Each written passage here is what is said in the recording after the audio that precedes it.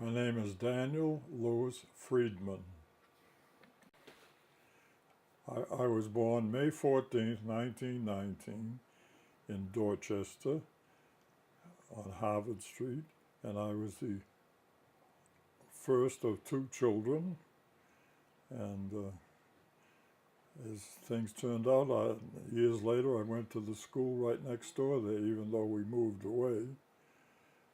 And I went to local schools, and then when I went to high school, I went into Boston to high school, and it was an all-boys school. I graduated from there in 1936. Mm-hmm. Then I went out and got a job and worked at it until I was drafted into the Army. What was the date that you were drafted into the Army? I was drafted into the Army in March 1940. March 1940. Yeah. Yeah. What's your earliest childhood memory?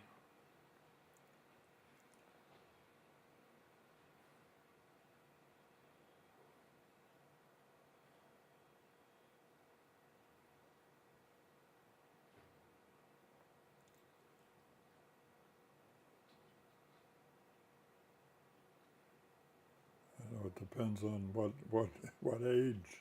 Yeah, well, I mean, what's the first thing you remember from your childhood? I don't know. I remember the first thing I remember was Julie being born. Yeah? Yeah. No, I really don't have a lot of memories from my early years. Well, were you 10 years old, 12 years old? You must remember something. I remember you telling me about how you used to do experiments, watching water come closer together and move faster. You had a little notebook and you took stuff down. You remember that? Yeah. Do you remember trying to fly when you were a kid? Yeah. Yeah. You want to tell that story? And then I got an idea that I'd like to be able to fly. So we had a big storage chest out in the backyard where they kept the barrels of refuse. And I got up on top and I spread my arms out and I jumped off and expected to fly across the backyard. But instead, I landed right on my hands and face. How old were you when you did that? And I was probably in the 5th grade. Mm-hmm. So I was probably around 10 or 11 years old. Yeah. And then in the 6th grade, my teacher, Mr. Levis, was a golfer, and he said to me, "You could come up to the golf course and be a caddy and make some money." So he took me up and introduced me to the golf course and to the caddy master, and I got a number and I became a caddy. And I worked there for 2 years, I think, and I would use the money, extra money. I was a lover of milk, so I would buy extra milk on the way home to take to the house. And met some interesting people on the golf course. Mm-hmm. And that's where I learned how to play golf and what it meant to people. And in later years, I did play golf. Oh yeah, when did you play golf? Oh, I played golf regularly and at the local golf courses until one day, a Saturday, and we were living in Magnolia, and I was going to play golf again that day, and Mom said, I'm home with the children all week, and you leave and go away on Saturday, so I don't have any free time. I said, okay, I won't play golf on Saturday. Mm-hmm. I gave it up. Uh-oh. I did play after that, but on Wednesday afternoons. Mm-hmm. But I wasn't a good golfer, just an average golfer, but I enjoyed being out on the golf course. Mm-hmm. Well, what can you tell me about your mom and dad and your sister, or any of your other relatives from when you were young?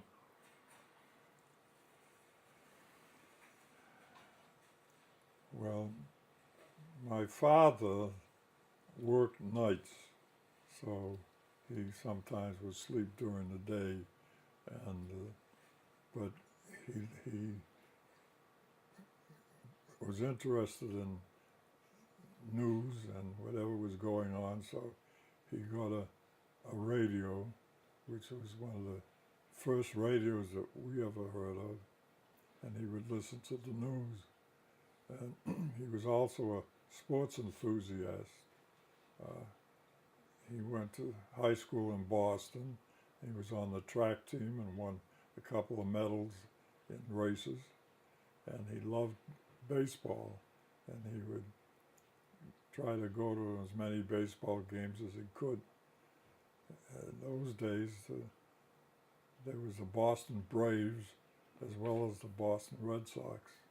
So the Braves were on weekends, so he would try to go to a Boston Braves game on a weekend.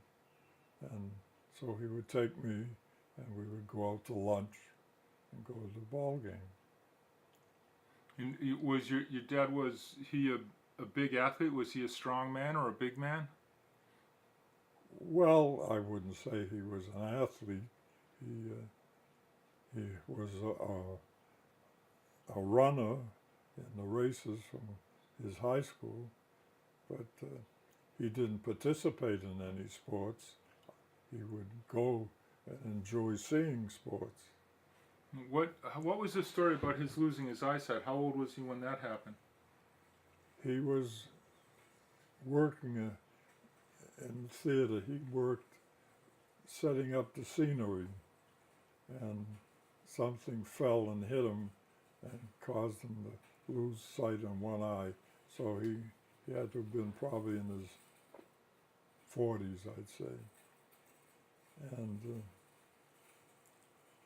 then as time went on, he began to lose sight in his right eye. Uh-huh. And he wasn't completely blind, but he could just about make himself get around. And was that his partial sight lasted for a long time, or did he go totally blind at one point? How old was he when he lost sight in the other eye? Well, during the war, he couldn't work at the job he had, so he got a job with the newspaper, selling newspapers at night. And I don't know how he did it, but he would go on the T all the way out to Everett, and had a spot there they get assigned to him, and he would sell his newspapers there. So he had to bring home some money to live on. And in those days, during the Depression, he did get a bit of money from the union he belonged to in the theater, but it was only maybe $25 a week, which wasn't a lot of money. And all the time I was in the service, that's just about what he lived on, other than what I was able to send him. So, Mm-hmm. So he was in the theater union, IATSE or something like that. He was in the theater union, yeah. Yeah. So had he done that for a long time before he got injured? Yeah, he had. That's where he worked. That was his job. Yeah. How did he? I didn't realize that. How did he get into that work? I don't know how he got into it. But he was doing that ever since you were a kid. Yeah, yeah. Huh. And there was a lot of theater in Boston going on. Yeah, he would buy us tickets to the shows. My mother and my sister and myself, we'd sit up in the second balcony, and we'd see a lot of shows, see musicals. We didn't buy us tickets other than musicals that we could enjoy. And your sister was how much younger than you? My sister was about 3 years younger than me. Mm-hmm. And were you guys very close? And we were very close. And so we were so close that while I was away in the service and she found someone she wanted to marry, I said, I hate to see her get married. Why don't you wait till I come home before you make a decision? But she didn't want to lose him as a husband, so she married him while I was in the service. How come he wasn't involved with the war? He was in the Navy, Uh-huh. and she met him in Boston, and so he was involved. Yes. Yeah. And then after they got married, they moved to California, where he came from, and they lived close to his parents. Uh-huh. Just wait for And that siren to go by yeah, because I and can't. They had 2 children, a girl and a boy. Uh-huh.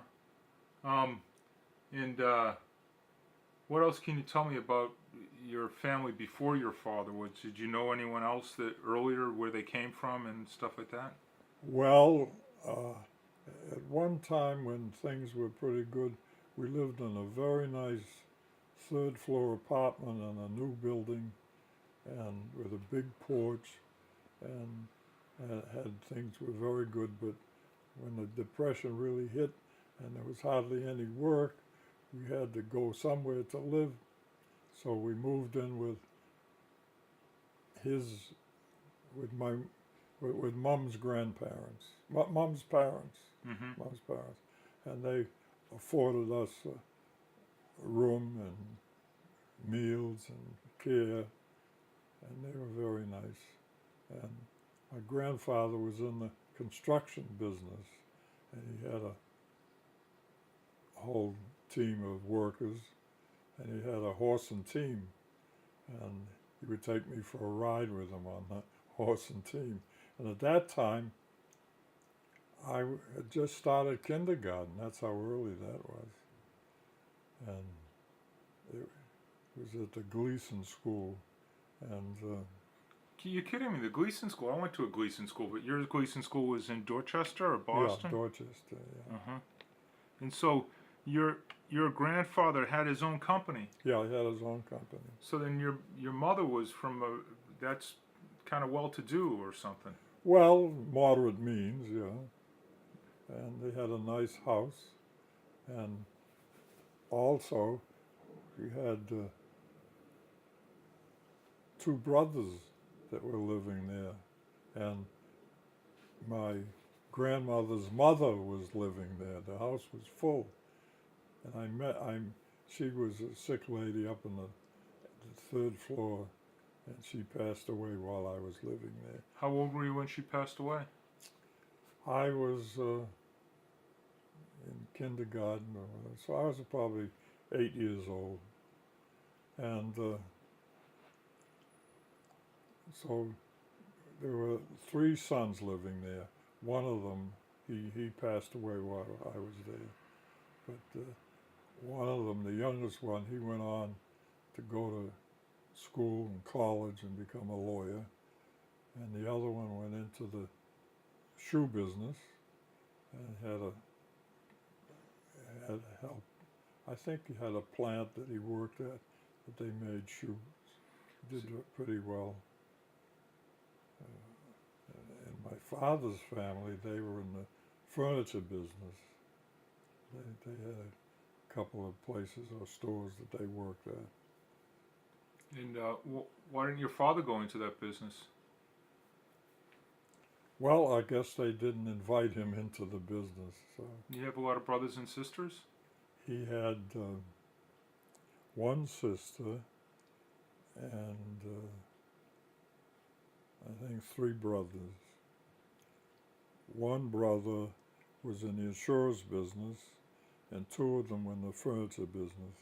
The one in the insurance business, he had offered, when I got out of the service, to have me come and learn the insurance business. He lived in Worcester. But I remember my grandfather was a strong, powerful man, and he would take a handful of nuts and he could just crack them. And we had celebrated the Jewish holidays. And my grandmother, she made wine, and she had pickles. She made pickles, and she would bake bread, and she had a big feather arm, a wing, and she would dip it in the butter and spread it on the bread. I remember that in particular.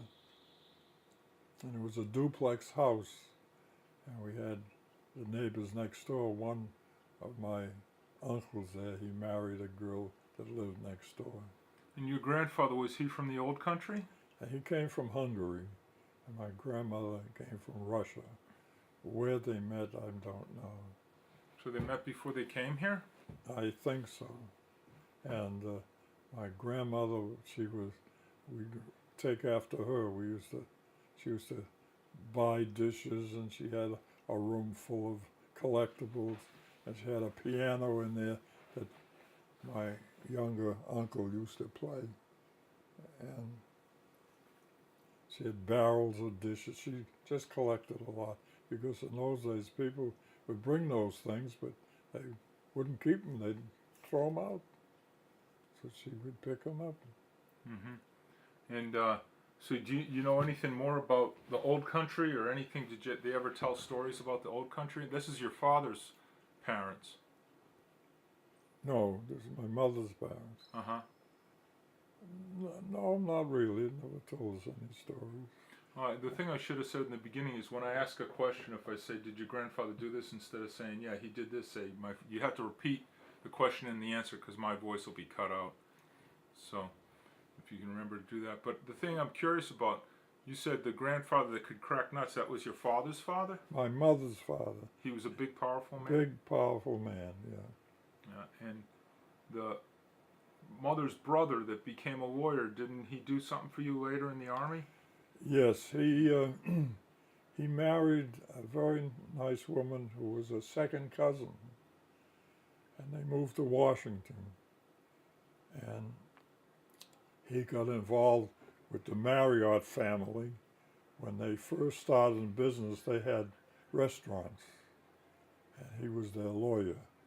And in the book that they would, softcover book they would put out in the hotel for people to read, it would mention him as their lawyer as when they started in business.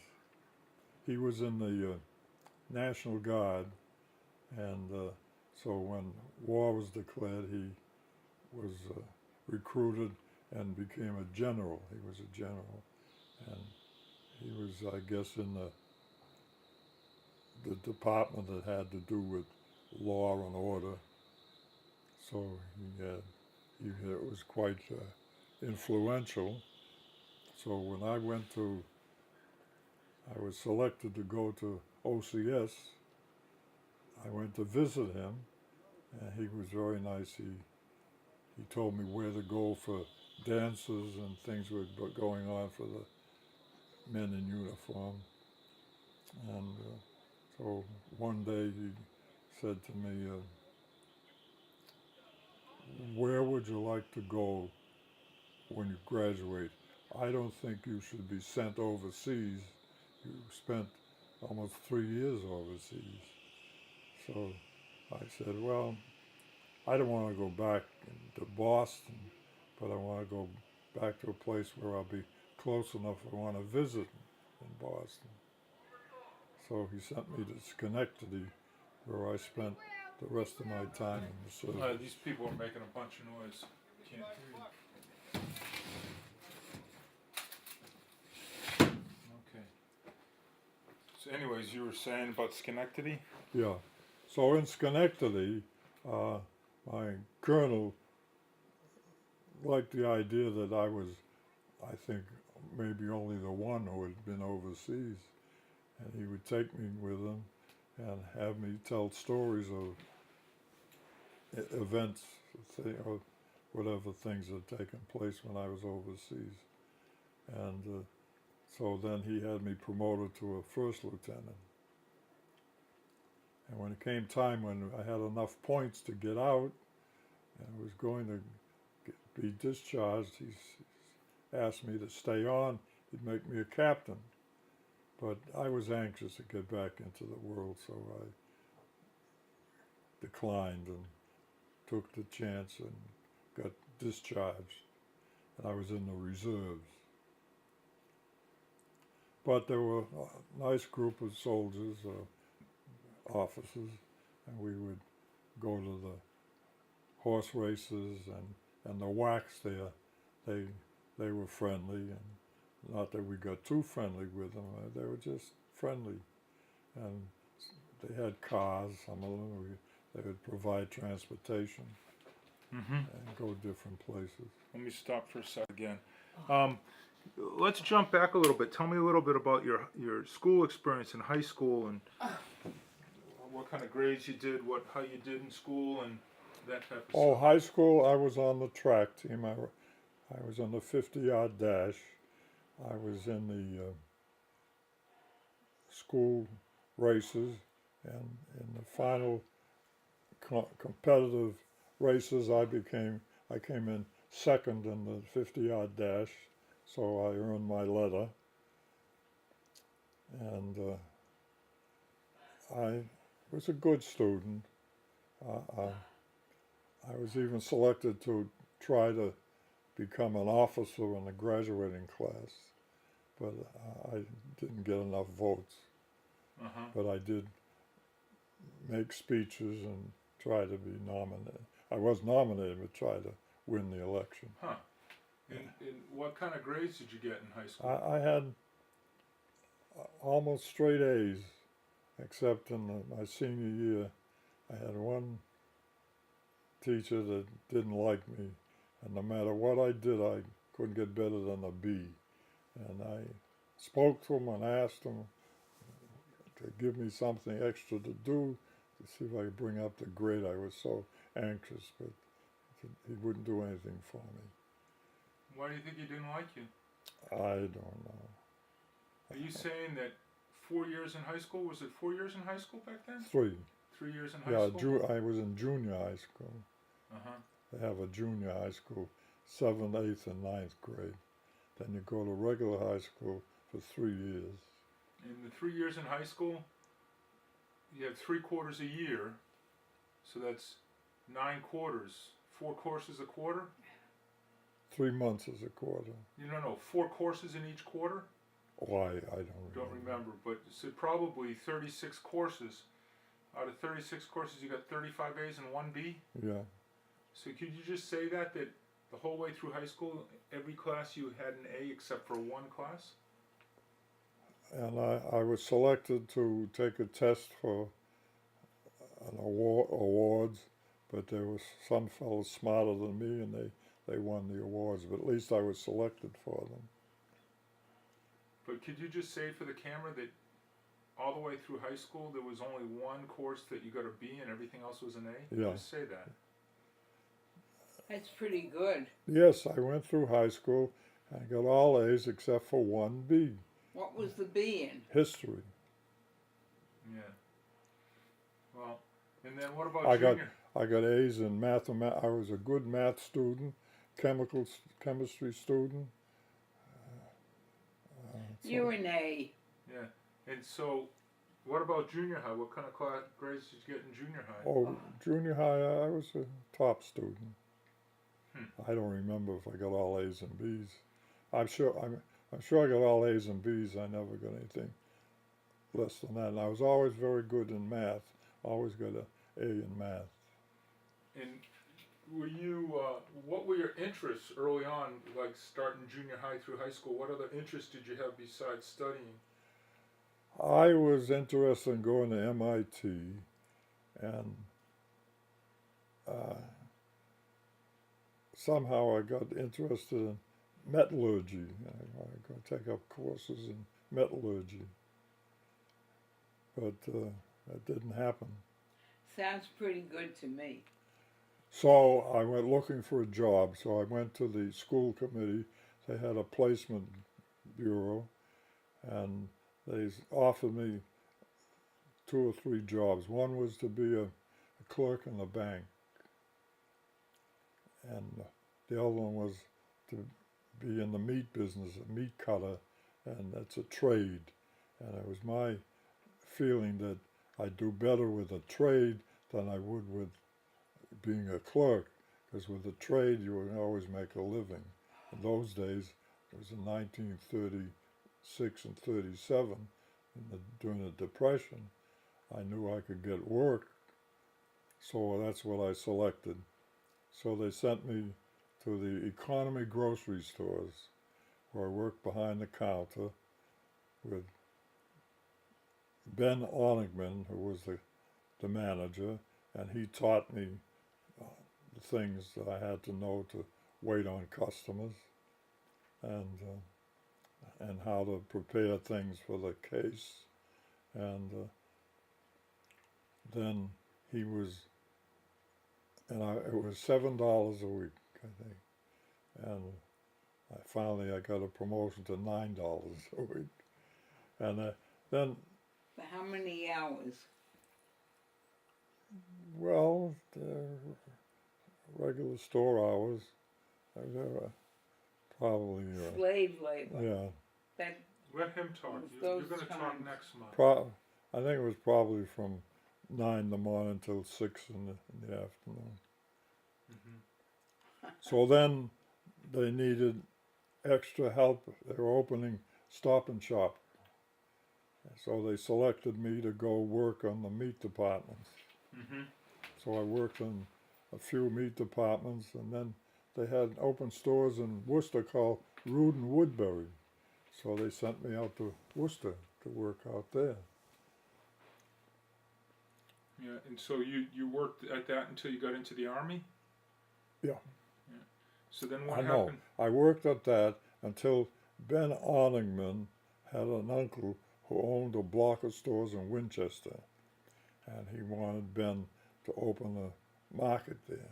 So he did, and he took me to manage the meat department, and I was going to get $25 a week Wow. from $9. So I went to work for him, and I managed the meat department by myself. And people would come in, and with the name Danny, the prejudice in Winchester, they thought I was other than Jewish. So they would come and they would patronize the meat department. And one day a woman came in, she said to me, "I'm not going to smoke Camels anymore. Eddie Cantor was on TV advertising Camels. He's a Jew. I wouldn't smoke Camels anymore."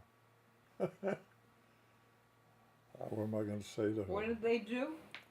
Because he was Jewish, she wouldn't smoke Camel cigarettes that he was So- advertising. Back then, Winchester was a very wealthy town. Yeah. Yeah. Oh yeah, they used to drive up in a chauffeur-driven limousine, and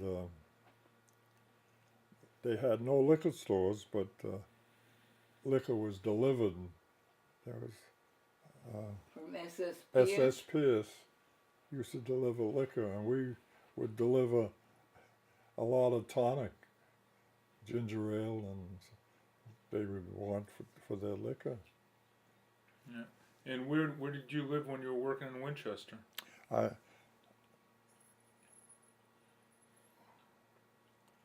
worked in I lived in Dorchester, Mm-hmm. and I would go to work with Ben early in the morning. We'd go into the market and buy what we needed and go out to Winchester. So it was a pretty long day, and Saturdays was a real long day. But I made enough money, so I bought a car, and I could drive to Winchester without having to go through Boston and go to the market. Can you jump back again to high school and talk about the friends that you hung out with and what you did, like going to the Orchard Beach and that kind of stuff? Yes, there were 4 of us that chummed around together. You have to say during high school. Well, I would say it was after high school that we really got close. There was Arnold and Herman and Stewie. And it so happened that Arnold was related to Stewie, and Arnold was related to Herman, but Stewie was not related to them. And of course, I wasn't either. So we would go to dances, and Herman's father owned a lot of real estate. I think he owned almost the whole street in Roxbury. So Herman always had money, but he would spend it on us. We'd go to the G&G deli, he'd buy all the corned beef sandwiches. And he worked in his brother-in-law's drugstore behind the counter, so we were able to come and have ice cream free whenever. And so we were dating, and we had some girlfriends, and we decided we'd like to go away, so we went to Old Orchard Beach. We rented a cottage, and we met girls up there too. There was one girl who was a very pretty girl, was a waitress, and she liked Arnold. So when the summer was over, she had a job down south.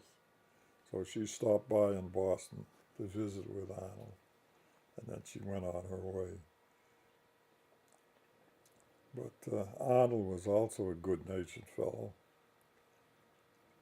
And when I was drafted, March 15th, 1940, Arnold went with me and wanted to join at the same time. And I said, no, you can't do that. You have to be called upon to do that. So later on, he was drafted, and he got a job down south in the Air Force. He never left the United States.